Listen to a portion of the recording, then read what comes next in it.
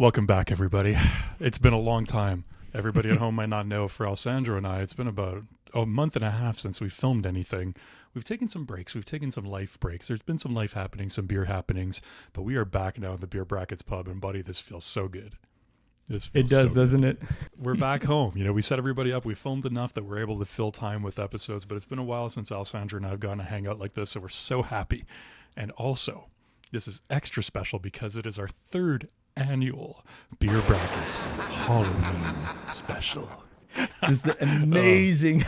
You need like the ominous laugh, you know. Trying to do my best. Yes, trying to do my best Vincent Price there. So we're going to open and close our Halloween beer brackets. Past years, you know, we've had some Ouija board action going on, some beer Ouija boards. We've had some wizards in the attic. We've had some things. That's right. We've had some stuff like we've had some ghosts. Weird things going on. The perfect atmosphere, buddy, for Halloween celebration. But you know what we need to celebrate Halloween? We need a Halloween beer. So, my friend, I will let you start. We are so excited. I've been hoarding these beers in my beer fridge for weeks and weeks and weeks waiting for this. But what are you? I'll let you start. What are you opening your Halloween beer brackets with, buddy?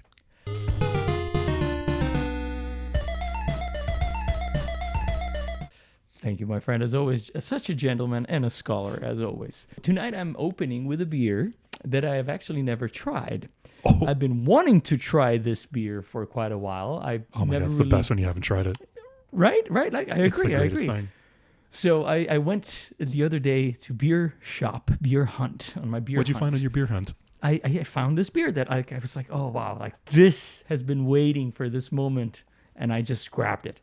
What is it? The beer is the Elysian, the Night Owl, Pumpkin Ale, which has been mentioned in comments a few times, and if not on comments, we've talked about it in lives also. That's quite where a bit. I know it from. You're right. It's been mentioned in the comments.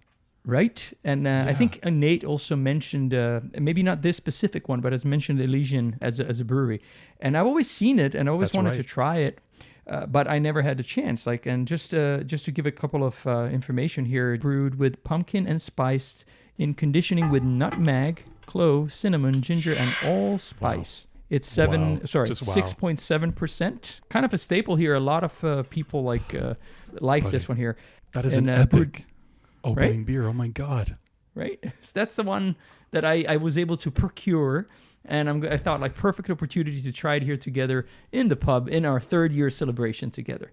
So I've been keeping my eyes open for Halloween beers for quite some time, man.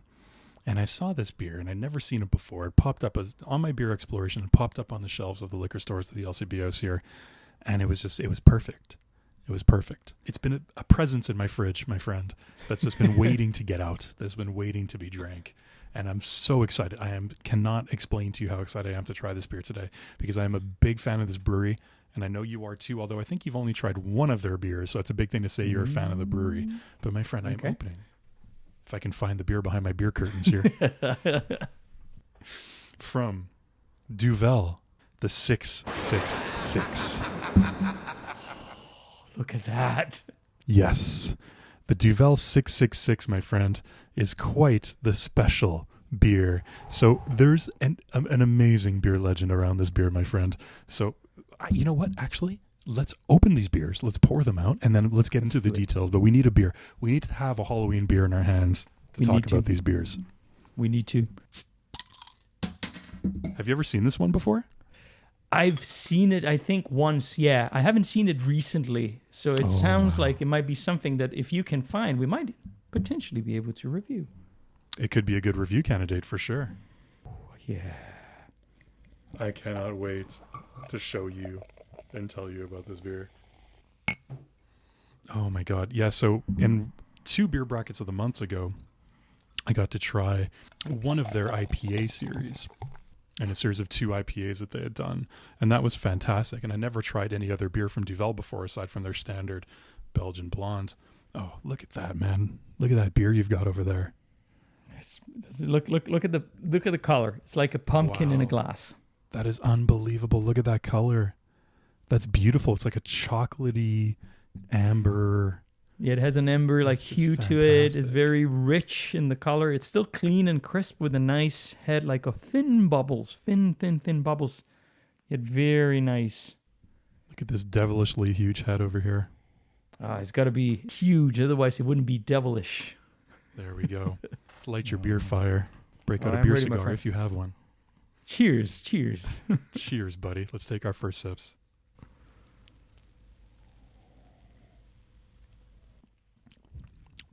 Oh my God. Oh yeah. Wow. This is the only beer that Duvel offers on tap. Really? Yep. They don't Wow. keg their regular blonde or their Okay. Belgian strong ale. I should say their golden ale. This is the blonde. Correcting myself. So it's a very, very special Duvel beer. And so the 666 refers to, it is 6.66% ABV. So it's a little bit lighter than their standard golden ale. And it also uses 6 varieties of hops. And you can see on the back, I'll show you, I'll put it up on the screen, but there's a little image of 6 devils dancing around the Duvel D to represent the 6 hops featured in this beer. And so it is. Isn't that That's funny? so cool. That's so And cool. it says on the website to do a devilish dance to celebrate these 6 hops. And so what better beer to feature on Halloween, my friend? I will go out in my backyard later and I'll do a devilish dance with this beer to celebrate these hops. I feel like that's the appropriate way of celebrating Halloween, my friend, with a devilish beer doing a devilish dance. Couldn't have picked better, man. Cheers. Cheers, buddy. How is that one? Tell me all about it. I'm dying to know. I gotta tell you, man, like I understand why people were mentioning it in comments and it came up so frequently because it's extremely delicious. Let's expand on that. Yes, it expand on has delicious. like a very nice and smooth mouthfeel. It's carbonated in the right way, but it's not overly, sweet. Like a lot of times pumpkin ales can be a little bit on the sweeter side. This one here is Yes, not. that's It's right. very well balanced with a good amount of hops. But what is beautiful about it is that from the nose all the way to the finish, you taste those strong pumpkin notes. And there are spices, but they're not overpowering. Like it's not like, one of those overly spiced cakes or Would you describe it as being like a pumpkin pie kind of spice? Yes. Like some cinnamon, some... Exactly. Perfectly said, my friend. Like a pumpkin pie with cinnamon, I would say it leans a little bit more towards the clove for me. So I don't even know what other spices are in pumpkin pie, to be honest with you.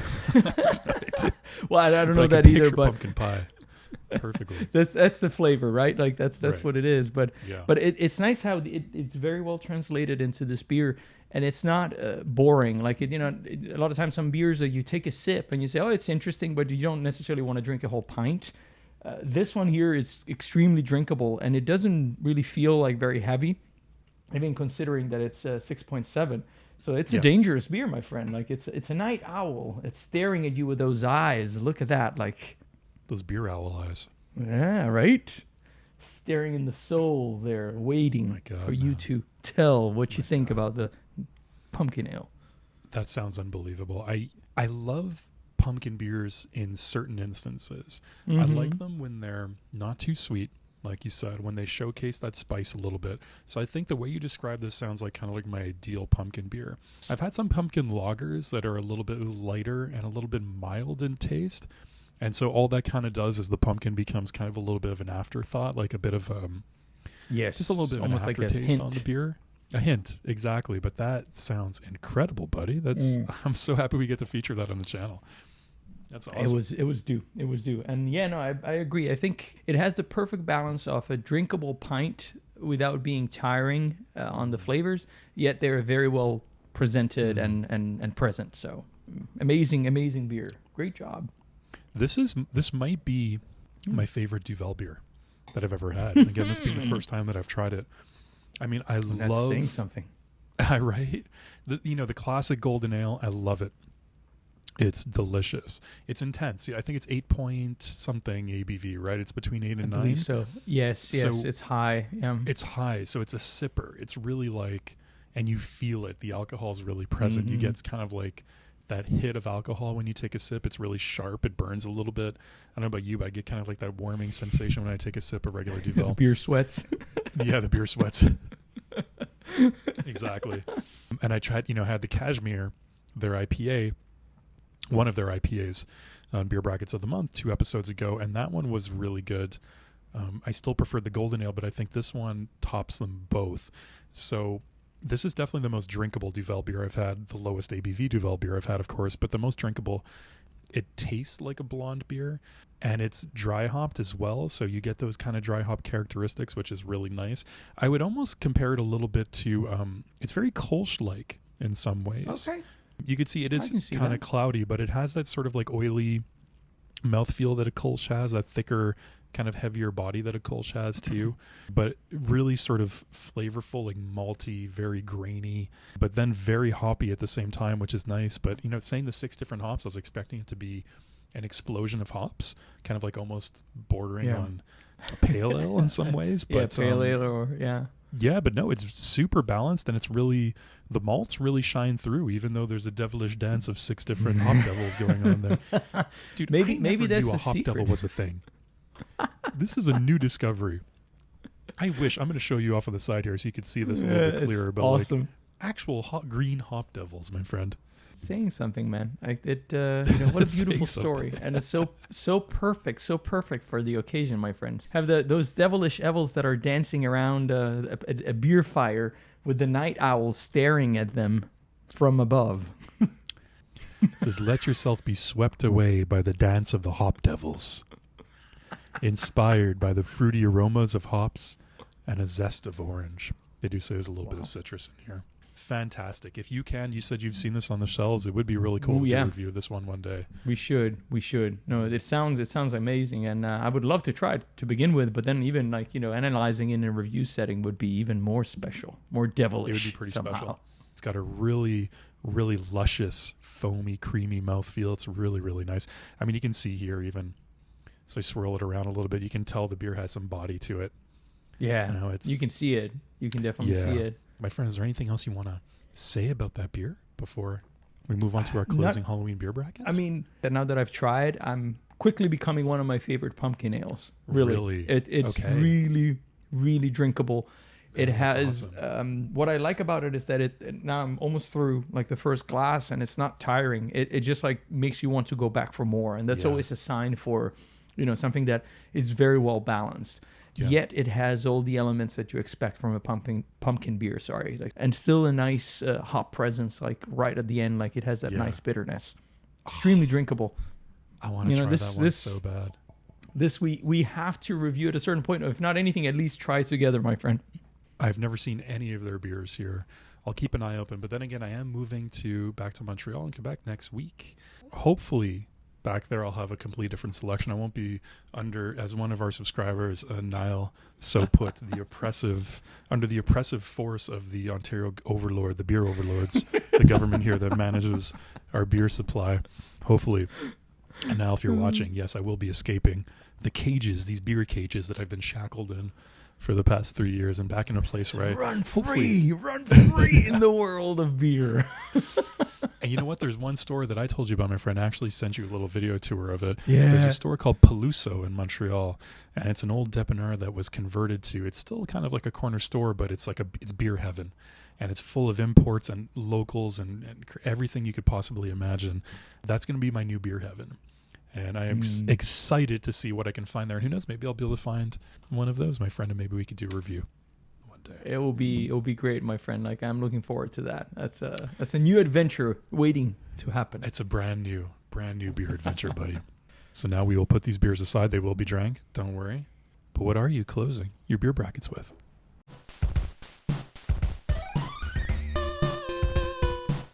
This is possibly for who has been following beer brackets for a while. This is going to be a little treat, I think.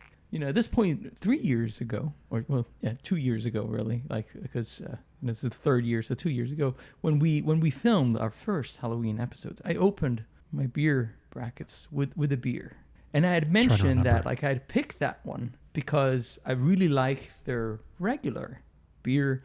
And I wanted to try their other beers to see how it would compare. And as we all well know, that led to the, unfortunate situation. If you haven't seen it, go catch up on that before watching the rest. Just stop there, go watch the other one, and come back and then continue, and you will understand. We have a whole series. I'll put it, there'll be a link in the description. Go back and watch our other two Halloween episodes. Get in the mood. Get caught up. Exactly. Like you need that to understand here the weight of this beer.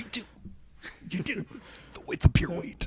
So the beer that I'm closing my beer brackets with is one that I've had before, but that I'm excited to feature on the channel, the Southern Tier Imperial Pumpkin Ale. And it was the Warlock that you had the first time. Correct. Right? Correct, my friend. Correct. Yes. It was the Warlock. And look how glorious the Imperial Pumpkin Ale looks there on the can, on the bottle, sorry. He's just like he's just waiting, showcasing there and ready to be drank. So I am very, very excited to try this one because this is actually one of the first few pumpkin beer that I got to experience when I came to the U.S. And I thought wow, this is not what I was expecting.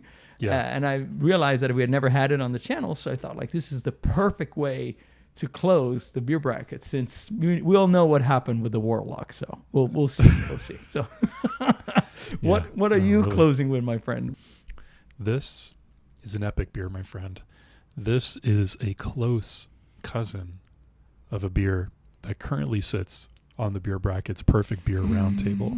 This is a seasonal beer that is not available all year round. And this is a beer whose flavors and characteristics fit not only the fall season, but the season of Halloween, I would say, my friend. I am closing my Halloween beer bracket with the Duchesse, my friend. The chocolate cherry.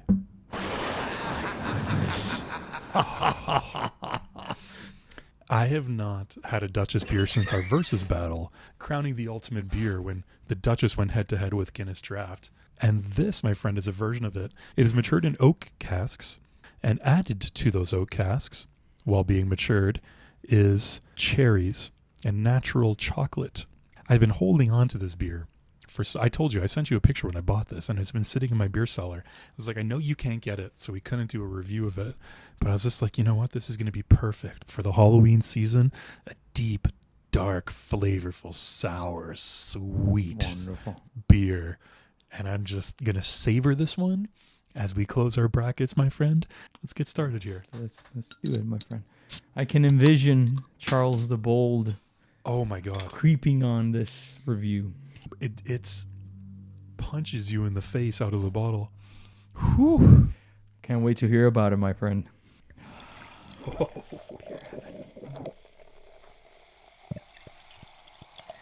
Oh man, look at this. So the Duchesse, of course, being a Flanders red ale. It is, oh, look at that. There's little to no head. The head dissipates instantly, which is kind of a little similar to what I remember from the Duchesse. Yeah. No, actually, I remember the regular Duchesse having a little bit more of a head, right? Yeah, a little bit more. Yeah, definitely. It seems like at least it's a little bit more on the flat side. Interesting, but the color is very rich. It almost has a red hue to it. Yes, I'd imagine. Of course, barrel aging does add something to the color and body of a beer. I mean, further barrel aging on top of what's already done in these cases, and also the cherry will add a little bit of that dark red hue to it too.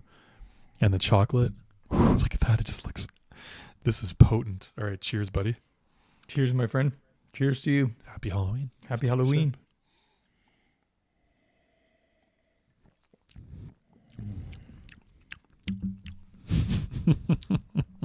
Oh, yes. That's just, oh, wow. Sorry, I need a beer moment here. No, it's fine, my friend. I'm having one too here, so it's good. Oh my God. All right. Tell me about that beer. I'm dying to hear about it. So, my friend, this is, I now that I had it again, I hadn't had it in quite a while. I understand why this, I fell in love with it immediately. I mean, first of all, it's 8.6%. So it's kind of on the high side. That's why it's an Imperial Pumpkin Ale. What I love about it is that from the aroma to the mouthfeel and the taste, it has this very unique edge that really resembles the pie crust. It's something that is very difficult to pinpoint, but it almost has this buttery, crispy, and then you taste all the pumpkin flavor, very potent, but the edge of it has that. And like, I don't know if you remember when I had the Warlock, I said like it's almost like tasting that, but it has that extra layer of dark chocolate. Yes, this one here I do doesn't remember have that, yeah. that. It just like has that beautiful pumpkin pie crust with all those flavors and spices that just like, come in at the end of it, like saying hi or bye depending on, and inviting you back into the glass. Like it's just I love like when you get so well like done. a pie crust character off a beer. Right? I love that. That's just it's the best sort of compliment to other kind of characteristics that you could get in a beer when you can pull that out. I agree. It's just like so well done, and it's so clear, man. Like I wish you could smell it, because it just like from the aroma you can tell already it's there, and then you take a sip and it's still like present. So it's like delivering all the way through the beer experience. Means like greatness to me. But tell me about the Duchesse, man. Like I want to hear all about the chocolate and the cherry notes, and what. How is it? How good is it? How does it compare to the regular Duchesse? Tell me all about it. I'm at a little bit of a loss for words with this one, buddy, because it's just so there's all the original characteristics of the Duchesse, and if you've never had the original Duchesse of Burgundy, Duchesse de Bourgogne, it's something that you have to taste to understand. It's kind of really hard to describe, and you can go back and watch the review that we did on that one if you want to get our descriptors in the moment. But if you can picture, like, how we talked about the balsamic vinegar in that review, how that was kind of like a main characteristic on the taste and the finish of that beer, like that kind of sort of a deep savory, sour, vinegary kind of taste that you had on that is still there, but it's kind of overshadowed, or not even overshadowed, because that sounds like a negative thing. The cherries, like the dark cherries that are on there, you taste them, and you could tell, like when they say that they put actual fresh like cherry mash into the barrels while they're aging it, it doesn't taste like a processed fake cherry flavor. It actually tastes like you're taking a bite of a fresh dark cherry, because you know what, cherries are definitely tart and bitter. On top of that, you have this dark chocolate that balances out the tartness of the cherry, but it's all very mild, buddy. It's all very subtle. And that combined with like that balsamic vinegar sourness just combines to make this complex, evolving taste and finish that is just, it's so easy drinking. I've already just drank like almost half this beer. It's 6.8% ABV. So woo, that's high, man. It's up there. But you know what? I find this is, I would have to do a side by side to say if I prefer one or the other, and which one I prefer between this and the regular Duchesse. But I think I might even prefer this one, but I'm going by memory, and it's been a long time. So I would really have to have them side by side. That's a bold statement. But let's say, actually I take that back. Let's say I like it as much, maybe. It's definitely easier to drink. It goes down a little bit easier. It's a little bit more palatable. That and those aromas, amazing, man. Dude, we've had these beers open for over 5 minutes right now. The aroma is still potent. It's like a leathery, balsamic, vinegary, cherry, chocolate, like all mixed together. And those might not sound like they work together necessarily, but oh my God, that's why the Duchesse will always be, any beers that they make are beers that you have to try. Trust the Duchesse. You have to trust. One thing, buddy, which is really funny, I don't know if the LCBO did this, but there's like a sticker on the bottle that just says flavored strong beer that they added to the bottom of it. It's so random. I don't know why. The LCBO is so strange. Maybe it's a government thing, like they have to warn you that it's above a certain percentage. But even then, like 6.8, there's so many beers that they sell at the LCBO that are stronger than that. I don't know why the whole flavored thing comes into play, like flavored strong beer. That's strange, but I don't know. Not sure what it is. It's LCBO. What did you call them? The overlords, beer overlords. The beer overlords, yeah.